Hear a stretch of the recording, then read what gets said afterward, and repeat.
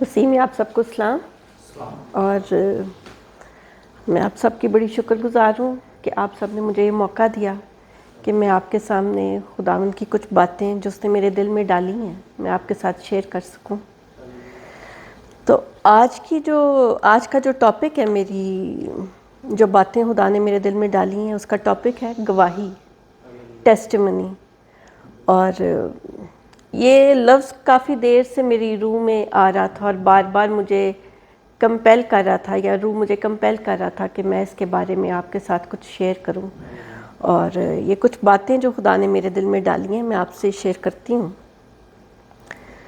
अगर हम लफ्ज़ी तौर पे गवाही को देखें तो हम इसको दो तरह से डिवाइड कर सकते हैं। इसके दो मतलब निकलते हैं।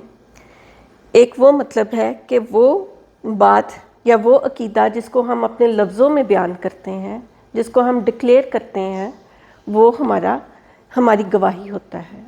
और दूसरा वो बात जब हम किसी चीज़ को देखते हैं या किसी चीज़ को विटनेस करते हैं और फिर बयान करते हैं, वो भी गवाही कहलाता है। अगर हम पाक कलाम में पढ़ें तो जो हमारी डिक्लेरेशन है, हमारे अकीदे की डिक्लेरेशन है, पहला यूहन्ना उसका 5 बाब उसकी 9 से 10 आयत हम पढ़ेंगे। कोई भाई पढ़ेगा? पहला यूहन्ना उसका 5 बाब उसकी 9 से 10 आयत। 1 John chapter 5 from verse 9 to 10। वो शख्स फौरन तंदुरुस्त हो गया और अपनी चारपाई उठाकर चलने फिरने लगा। पहला यूहन्ना का पहला खत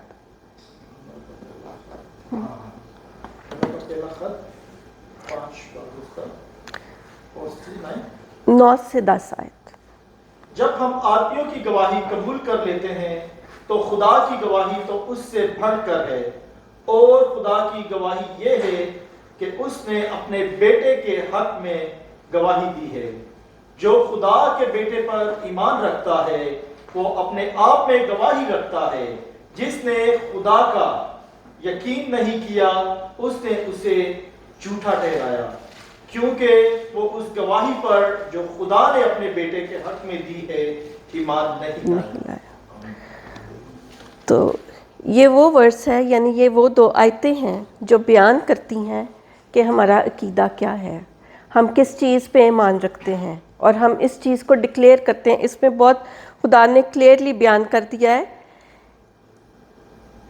और खुदा के बेटे पर ईमान रखता है और अपने आप में गवाही रखता है। जो खुदा के बेटे पे ईमान रखता है, उसका मतलब है कि वो अपने आप में एक गवाही रखता है।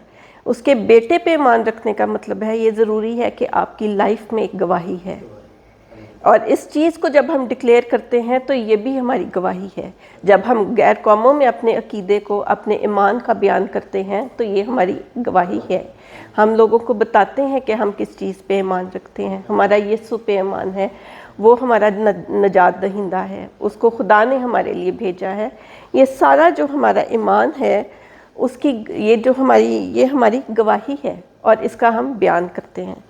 और दूसरा मतलब ये है कि हम किसी चीज़ को देखते हैं और फिर उसको विटनेस करते हैं। जब उसको देखते हैं तो फिर उसका बयान करते हैं, वो भी गवाही कहा जाता है। जैसे उमूमन आप देखते हैं कोर्ट में अगर जाते हैं तो वहाँ पे भी जो विटनेस होते हैं, जो गवाह होते हैं, उन्होंने कुछ देखा होता है या किसी चीज़ से वाकिफ़ होते हैं तो वो वहाँ खड़े होके गवाही देते हैं। तो एक ये बात है कि हम भी अपने जो देखते हैं वो बयान करते हैं। और जो रास्तबाज है उसकी ज़िंदगी में जब गवाही जन्म लेती है तो वो उसको बयान करता है, वो भी उसकी फेथ की डिक्लेरेशन है, वो भी उसकी गवाही है। हम इसके हवाला से पढ़ेंगे पहला पत्रस उसकी 5 बाब और उसकी पहली आयत।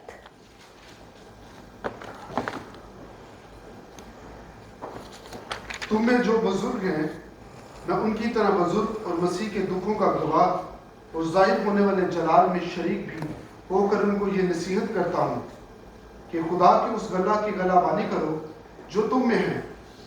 लाचारी से निगहबानी ना करो, बल्कि खुदा की मर्जी के मुआफिक खुशी से और नाजायज नफा के लिए नहीं, बल्कि दिली शौक से। और जो लोग तुम्हारे सुपुर्द हैं उन पर हुकूमत ना जताऊं, बल्कि गल्ला के लिए नमूना बनूं। ठीक है भाई, आमीन। इसकी पहली आयत में है, इसमें पतरस कहता है कि मैंने यीशु मसीह के दुखों को देखा और फिर मैं तुमसे बयान करता हूँ। यानी पतरस उस वक्त था जब उसने यीशु को दुख उठाते देखा, उसको क्रॉस पे देखा, उसकी रेजरेक्शन को देखा।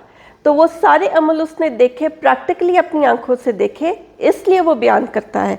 इसलिए वो कहता है मसीह के दुखों का गवाह और जाहिर होने वाले जलाल में शरीक भी हो कर मैं उनसे ये नसीहत करता हूँ, क्योंकि मैंने उसके जलाल को देखा है, मैंने उसके जलाल में शामिल हुआ हूँ, मैंने उसको विटनेस किया है, इसलिए मैं तुम्हें बताता हूँ, इसलिए मैं तुम्हें नसीहत करता हूँ।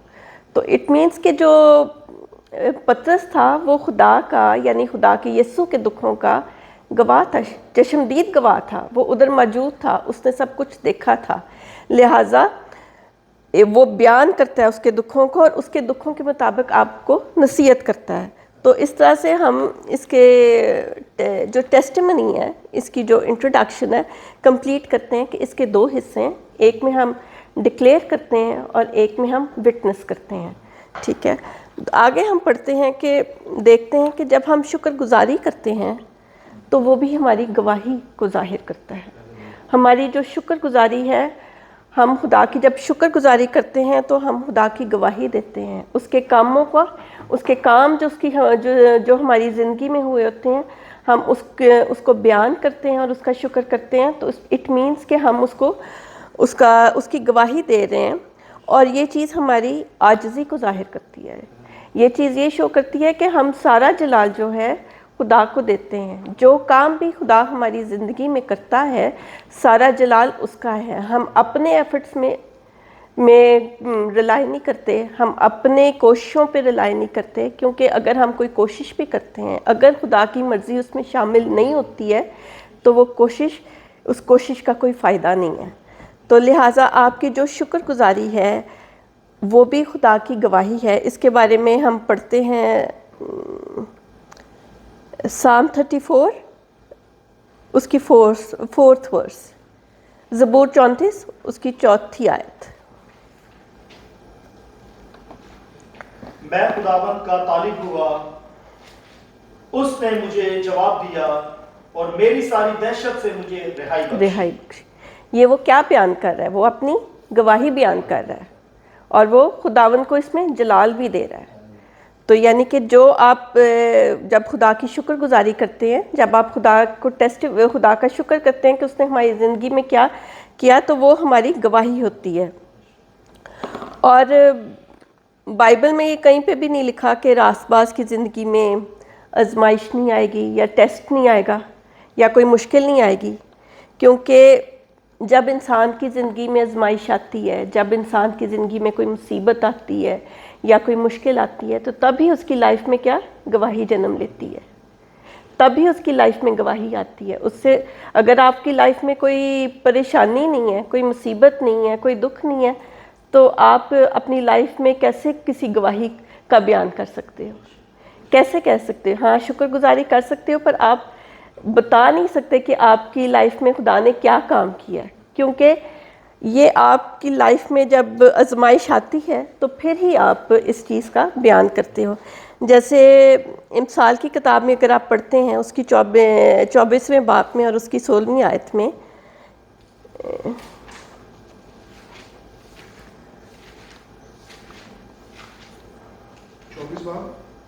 उसकी 16वीं आयत, क्योंकि सादिक 7 बार गिरता है और फिर उठ खड़ा होता है, हाँ, लेकिन शरीर बला में गिरकर पड़ा ही रहता है। हाँ, सादिक 7 बार गिरता है।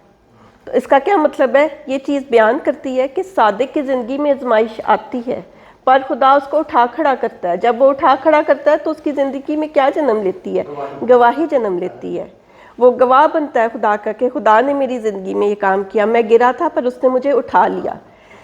तो और इवन कि आप अगर पढ़ते हैं ज़बूर 34 और उसकी 19वीं आयत,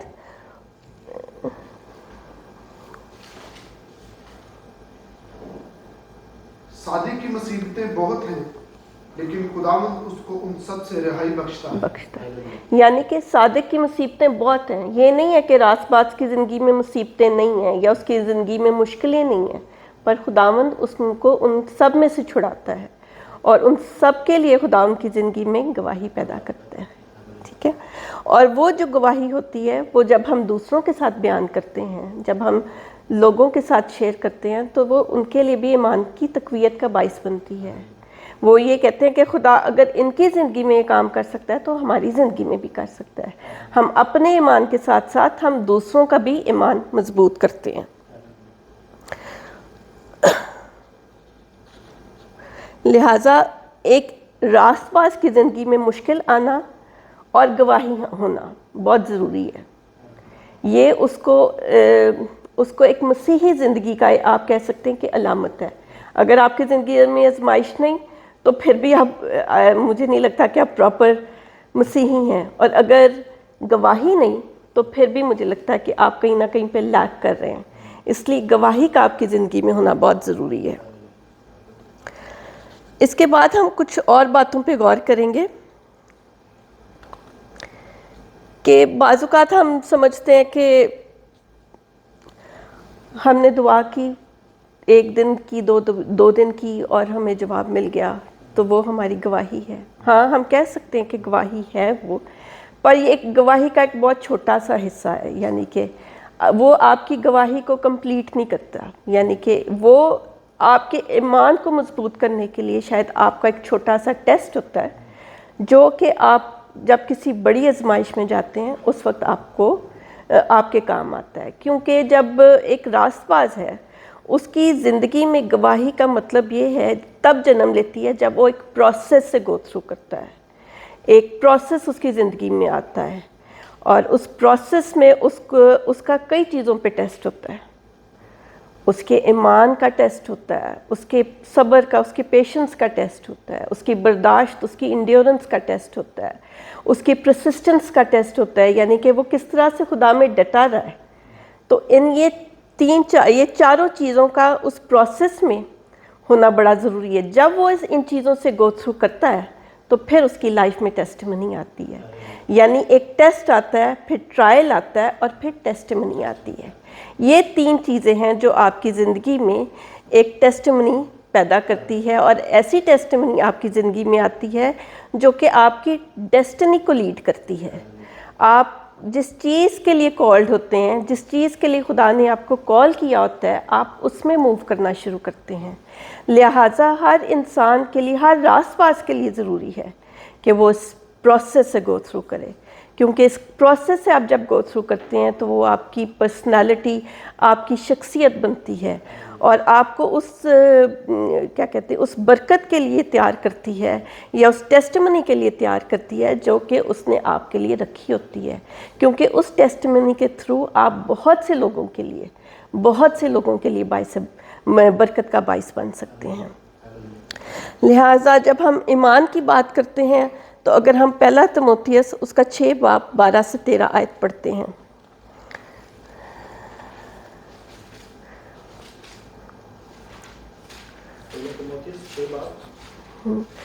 उसका 12 से 13 आयत। हाँ जी।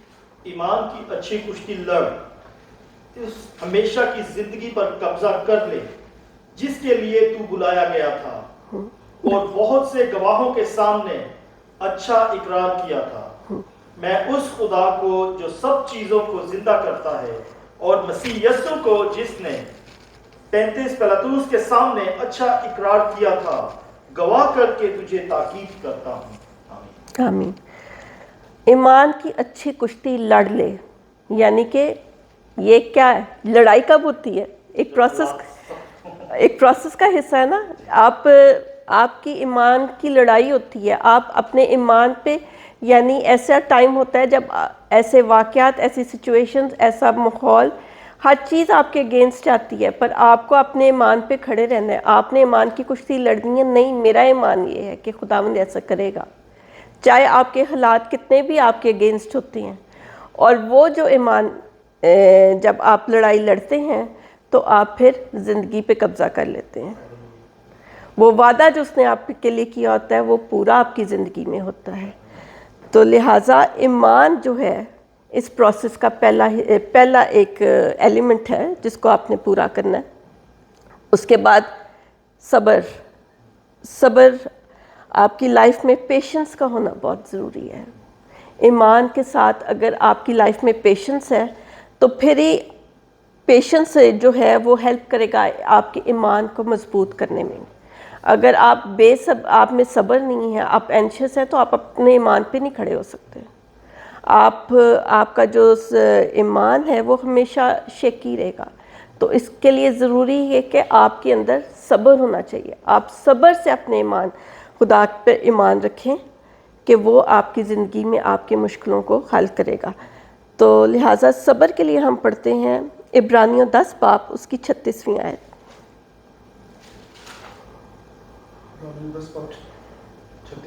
ہاں جی. کیونکہ تمہیں صبر کرنا ضرور ہے تاکہ خدا کی مرضی پوری کر کے وعدہ کی ہوئی چیزیں حاصل کرو.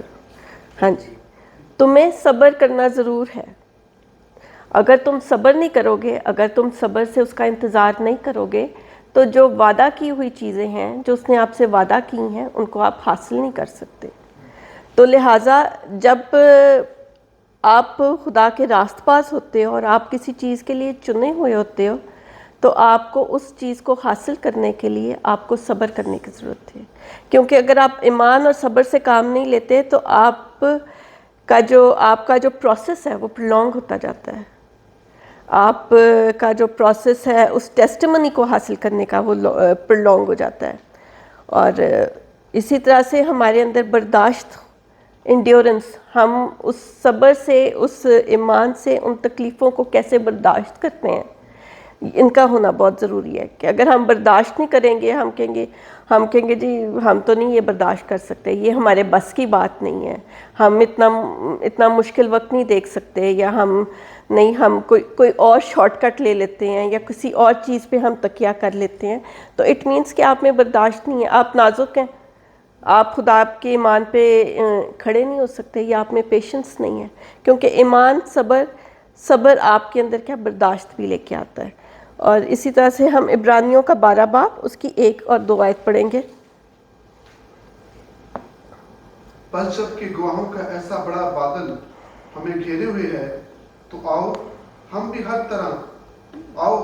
ہر ایک بوجھ اور اس گناہ کو جو ہمیں آسانی سے الجھا لیتا ہے دور کر کے اس دوڑ میں صبر سے دوڑیں جو ہمیں درپیش ہے، اور ایمان کے بانی اور کامل کرنے والے یسوع کو تکتے رہیں، جس نے اس خوشی کے لیے جو اس کی نظروں کے سامنے تھی شرمندگی کی پرواہ نہ کر کے صلیب کا دکھ سہا اور خدا کے تخت کی دائیں طرف جا بیٹھا. آمین. اب اس میں آپ دیکھیں گے کہ اس نے کہا ہے کہ اپنا بوجھ اور اپنا دکھ جو ہے اس کو پیچھے کر کے ایمان اور صبر کے ساتھ اس دوڑ میں شامل ہو جاؤ.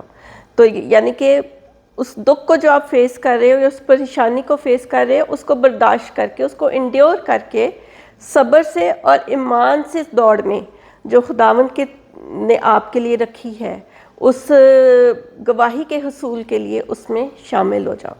تو لہٰذا ایمان، صبر اور برداشت جو ہے، ایمان، صبر اور برداشت، ان کے بغیر آپ کا وہ پروسیس مکمل نہیں ہوتا. اور اس کا آخری ایلیمنٹ جو ہے اس کو ہم کہیں گے پرسسٹنس، جس کو ہم اردو میں کہتے ہیں ڈٹے رہنا یا اصرار کرنا. تو اگر بھائی میرے ساتھ یہ پڑھیں گے آپ ہیبرو 12:12.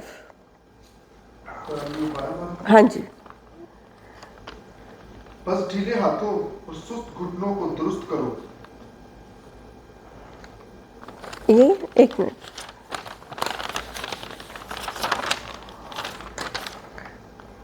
نہیں، رومیو 12:12، سوری.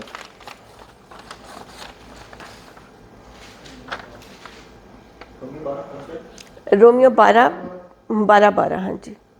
امید میں خوش اور مصیبت میں صابر، دعا کرنے میں مشغول رہو. ہاں جی، دعا کرنے میں مشغول رہو. یعنی کہ مشغول کا جو ورڈ ہے یہ شو کرتا ہے کہ آپ نے ڈٹے رہنا ہے، آپ نے صبر کے ساتھ دعا میں ڈٹے رہنا ہے، مشغول رہنا ہے. اس وقت تک جتنی دیر تک کہ آپ کی لائف میں وہ گواہی جنم نہیں لے لیتی. ٹھیک ہے، یہ 4 چیزیں: ایمان، صبر، برداشت اور ڈٹے رہنا. اگر ہم دنیاوی طور پہ دیکھیں تو ہم اس میں ایک پریگننٹ عورت کی مثال لے لیتے ہیں.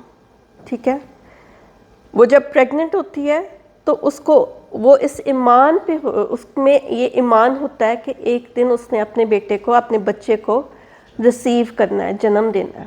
ٹھیک ہے، اور پھر وہ ایمان جو ہوتا ہے اس کے اندر صبر لے کے آتا ہے کہ میں نے اتنا ٹائم صبر سے گزارنا ہے، اور ڈیورنگ دیٹ پروسیس اس کو بہت تکلیفیں برداشت کرنی پڑتی ہیں، کیونکہ وہ اس کی باڈی جو ہوتی ہے وہ بالکل نارمل نہیں رہتی ہے، بالکل اس طرح سے وہ بڑی انکمفرٹیبل رہتی ہے. اور کیونکہ ایک اس نے زندگی کو جنم دینا ہوتا ہے، اس کے کئی دفعہ کئی عورتوں کا بلڈ پریشر ہائی ہوتا ہے، کئیوں کو شوگر کا ایشو ہو جاتا ہے، بہت سے ایشوز ہوتے ہیں، پر وہ یہ ساری چیزیں برداشت کرتی ہے اور وہ ڈٹی رہتی ہے اتنے دیر تک کہ جتنی دیر تک وہ اپنے بچے کو جنم نہیں دیتی. اور جب وہ جنم دیتی ہے تو وہ دیکھتی ہے، اور وہ جو دیکھتی ہے اور بتاتی ہے اور لوگ دیکھتے ہیں، وہ کیا ہے؟ وہ گواہی ہے. دس از دا پروسیس. یعنی کہ دنیاوی طور پہ ایک عورت جس پروسیس سے گزرتی ہے، ویسے ہی ہم روحانی طور پہ اس پروسیس سے گزرتے ہیں، اور تبھی ہماری زندگی میں کیا؟ گواہی جنم لیتی ہے.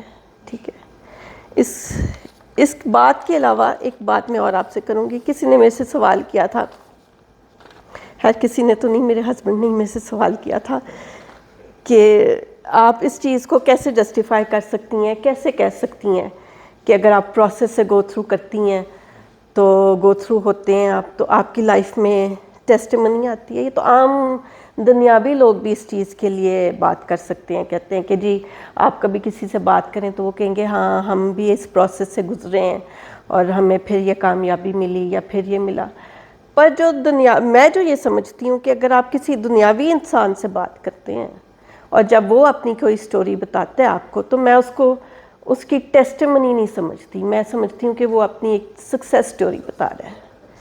وہ اس میں جو ہے وہ جب بات کرے گا تو اس میں روحانیت کا کوئی ایلیمنٹ نہیں ہوگا، روح کا کوئی ایلیمنٹ نہیں ہوگا. وہ اپنے ایفرٹس پہ تکیہ کرے گا. وہ کہے گا جی میں نے بڑی محنت کی، دن رات میں نے ایک کیا اور پھر مجھے یہ چیز ملی، میں نے اتنے سال یہ کیا تو پھر مجھے یہ ملا. ہر چیز کی جو بیک گراؤنڈ ہے وہ کہے گا جی میں نے محنت کی، میں نے یہ کیا، میں نے وہ کیا. ہو سکتا ہے ان کے کوئی اور پروسیس بھی ہوتے ہوں جو کہ ہمارے پروسیس ہے، جو ہمارا اسپریچول پروسیس ہے ٹیسٹمنی حاصل کرنے کا، وہ ڈیفرنٹ ہے. ان کی ہو سکتا ہے اور لوگوں کے پاس جاتے ہوں، کسی اور طرح سے وچ کرافٹ کے تھرو کرتے ہوں، پر ہمارا یہ چیز نہیں ہے. میں سمجھتی ہوں کہ وہ جو ان کا پروسیس ہے، میں اس کو پروسیس نہیں سمجھتی، وہ ان کی ایک دنیاوی ایک سکسیس سٹوری ہوتی ہے. کیونکہ میں نے پھر اس چیز پہ غور کیا اور پھر خدا نے مجھے بتایا کہ جب ہم اس پروسیس سے گو تھرو کرتے ہیں، جب خدا کا راست باز اس پروسیس سے گو تھرو کرتا ہے تو اس کے جو ریزلٹس ہوتے ہیں وہ بڑے سپر نیچرل ہوتے ہیں. اس کی ٹیسٹیمنی بڑی سپر نیچرل ہوتی ہے. یعنی وہ چیزیں وہ اپنے ہاتھ سے، اپنے ایفرٹ سے کبھی حاصل ہی نہیں کر سکتا. اگر آپ دیکھیں داؤد نبی کو، اگر آپ دیکھیں اس کی ٹیسٹیمنی کو دیکھیں، آپ کیا سمجھتے ہیں کہ داؤد ایک چرواہے کا بیٹا یا چرواہا اپنی کوشش میں کبھی بادشاہ بن سکتا تھا؟ کبھی بن سکتا تھا؟ کبھی نہیں بن سکتا تھا. وہ اس پروسیس سے اس کو انوائنٹ تو خدا نے پہلے کیا، پر خدا نے اس کو اس پروسیس سے گزارا تاکہ جو گواہی وہ کیری کرتا تھا، جو گواہی اس کے اندر تھی، وہ اس کو لینے کے قابل ہو جائے، اس گواہی پہ کھڑے ہونے کے قابل ہو جائے اور اس میں آپریٹ کرنے کے قابل ہو جائے. کیونکہ اس کی جو گواہی تھی وہ اس کو لیڈ کر رہی تھی اس کی ڈیسٹنی کی طرف، جو خدا جس چیز کے لیے وہ بلایا گیا تھا اس کی طرف لیڈ کر رہی تھی. اور اس لیے خدا نے اس کی لائف میں سپر نیچرلی انٹروین کیا. ایک چرواہے کا بیٹا کبھی وہ جتنی مرضی کوشش کر لیتا، دن رات محنت کر لیتا، وہ کبھی بھی بادشاہ نہیں بن سکتا تھا. اس کے لیے ضروری تھا کہ وہ پروسیس سے گو تھرو کرتا. آپ اس کی مثال لے لیں، جوزف کی مثال لے لیں، یوسف کی مثال لے لیں.